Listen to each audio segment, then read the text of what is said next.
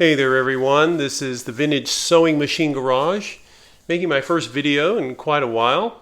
Took quite a long hiatus and have a surplus of machines that need to be introduced and talked about and hopefully get sold and put in the hands of people who sew, because that's the reason I restore machines, is so that they will get used and not abandoned. But anyway, the reason I'm making this video is not for the machine you see here in front of me.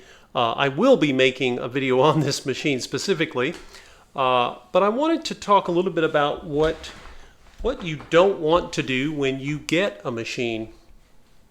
Maybe you're starting out and you're looking at vintage sewing machines. Maybe you're a sewer and you just want to get one, get it running, and use it because that's why you're hunting for one. Others of you may be interested in tinkering with the machines. There is no shortage of machines. Remember, almost every home had one in the 20th century for sure, and then even before then, they were essential tools to have. And so many people had them. There were different brands, of course. And I'm not going to talk to you about specific brands that you all may have favorite brands you like. There are brands that are well known, some that are less well known. But one of the things I wanted to mention to you was just some of the basic things to keep in mind when you're looking at a machine. So I have 3 machines right now that are going to be posted for sale soon. This turquoise white zigzag machine that you see will be one of them. But I also have 2 machines that are older. I have a black Singer 301 and a black Singer 201. And all 3 of these machines came to me in different levels of condition. And I wanted to kind of explain a little bit about what that means. There are assumptions we sometimes make about sewing machines in terms of when we find them. Let's say you find it in a thrift shop, or you find it at, I don't know, an estate sale, or sometimes somebody just, will tell you about it. It might be sitting somewhere and someone wants to get rid of it. And for whatever reason, you may come across a machine and it looks, it's covered in dirt, it's dirty, it's filthy, it might be missing some parts, or it comes to you in a pile of, you see all these things that just sort of handed to you and you're not sure what to make of it. And that could be a really big project or not. It actually, believe it or not, I'm coming up on 10 years now, I've been doing this, and sometimes I see a machine that's, it's covered in dirt, and it looks like it needs a lot, and in fact, it's actually in good running shape but it just, the aesthetics of the machine are lacking, and aesthetics do matter. And then sometimes you will come across a machine that is somewhere it literally almost looks brand new. And an example of this would be the turquoise white machine you see here. This is about a 1961 model or so. It's already 50-something years old. And you can see your reflection in the paint. And, it just doesn't look like it probably was used lightly, and it was used, but hasn't been used in a long time. And you might look at it and think, oh, that machine should sew great. It's in great shape. And I'm just now getting ready to start my restoration, and I suspect it is going to sew great. But I wanted to kind of mention a few things to you guys to keep in mind, certain assumptions you make about machines, and use that as an example. Another machine that I have coming up is a Singer 201 in a very large, gorgeous mahogany table. Now that machine, aesthetically, was sort of in between. It wasn't totally dirty and jumbled, and yet it, wasn't totally perfectly shiny like this machine is. And yet it sews beautifully because it was being used. In fact, it has been in use basically since it was new by its original owner and then the person that the owner gave it to. And so that machine has not been sitting. And I really wanted to talk about that because a lot of times, many of you have heard, you've heard me and others talk about how strong and durable these old machines are, built like tanks, and they really are. Compared to the new machines, they just blow them away in terms of how not only their power in sewing, but they're just constructed really strong. And how you assume, well, look at this machine. There's some dust on the back, but basically this machine was also kept indoors all its life, and looks great.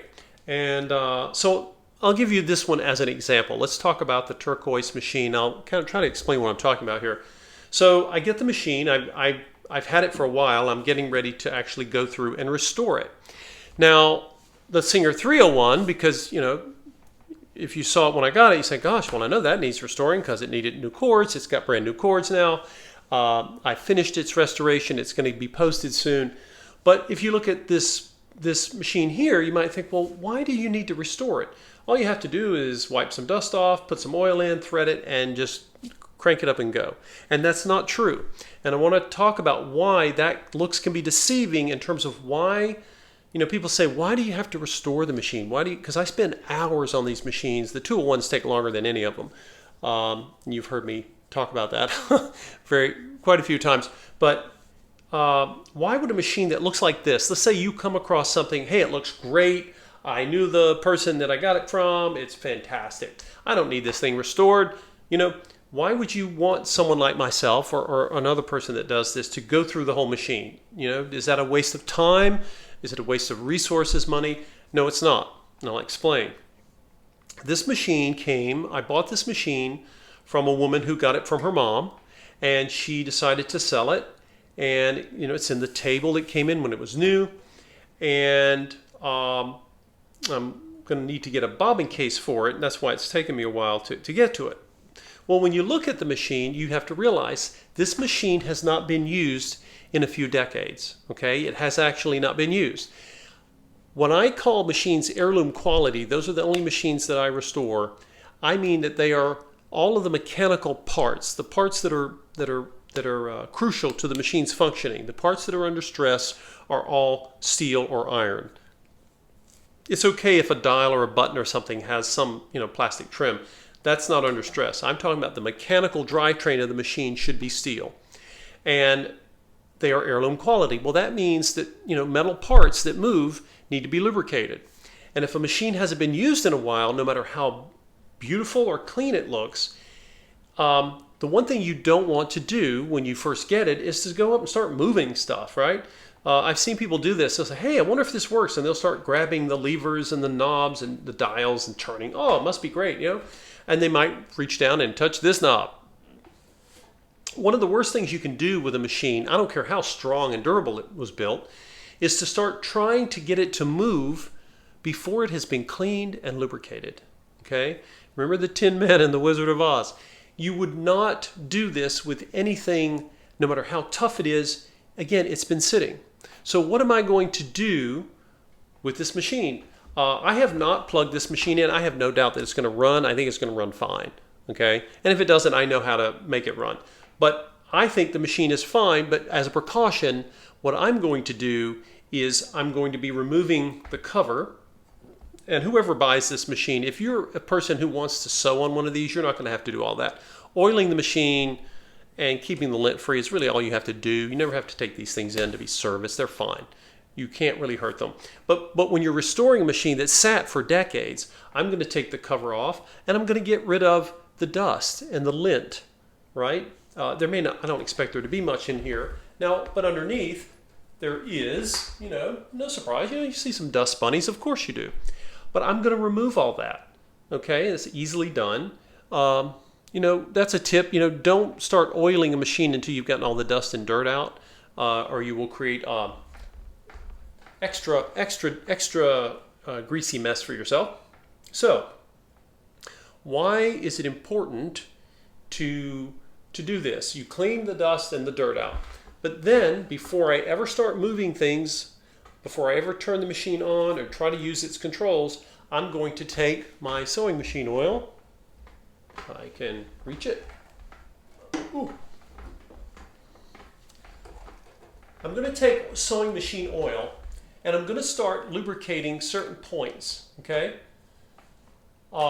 Anywhere, and if you're not sure where, it's obvious up top because you'll see the oiling holes. But down here, it's not that difficult. If you gently turn the hand wheel, you'll see where any metal parts touch each other, where they move against each other. And just one drop of oil, okay? Now, when I restore a machine, I may use more than 1 drop of oil because the machine is dry. But for normal oiling, 1 drop is all you want. And so here's an example of this I wanted you guys to see. Typically, what will happen is someone will get a machine like this, and again, built like a tank, very strong, and they'll take a knob up top like this feature, which is the feed dog drop. It's a feature that was put in many sewing machines to allow you to drop the feed dogs so that you could do free motion embroidery or darning a sock or something, but it was almost never used. Okay, it's a great example to illustrate this. So if you go up to this knob to check and see if it works, there is a little movement here, but I'm not swishing it all the way because I want to lubricate this first. I want to, first, after I cleaned it, I want to put new oil in and give it a chance to just sort of sit. In fact, I'll oil the machine, I'll oil the points, and then I may even let it sit for a few days and let that oil work its way into these parts. And that will help to dissolve some of the old oil. And that's going to make the machine a lot happier as it wakes up, if you will, to start functioning, to start working again. And that means that now, if I turn on the knob, or when that happens, the knobs and the levers should function fine because they are strong and they are tough, but they were designed to move with fresh lubrication, fresh oil, not with old gummed up 20-year-old oil that's been sitting. So this is just one of those things that I think would help many people because sometimes you get a machine and a part's broken, you have to fix it. But that's rare. Usually they're not broken. But you don't want to be the person that broke something because you forced it. And usually forcing it, you forced it because behind any piece that you see here is a metal connection connect to other metal. There are levers that are moving. When I take the top off, I'll be able to see all those mechanicals underneath there, and I'll be oiling up here as well. So again, if you really want to get an old machine that's been sitting to wake up, the safest way to do this is to clean all the dust and dirt. Don't plug it in. Don't try to run it. And then add lubrication oil. Let it sit. Now, if it's still stuck, some machines, if people have, unfortunately, stored them in attics, which is one of the worst places, but if they have, the machine, depending on which model it is, might be extra frozen. It may barely want to run, and it may take a little more patience on your part. Some people use hair dryers and things. You want to be careful with that. But again, sometimes they'll try to apply heat. But again, if you patiently let the machine, it's almost like taking something and letting it defrost in a way. Once you get the new oil and it's had a chance to seep in, eventually you'll get things moving again, and you're much less likely to have an issue with things breaking.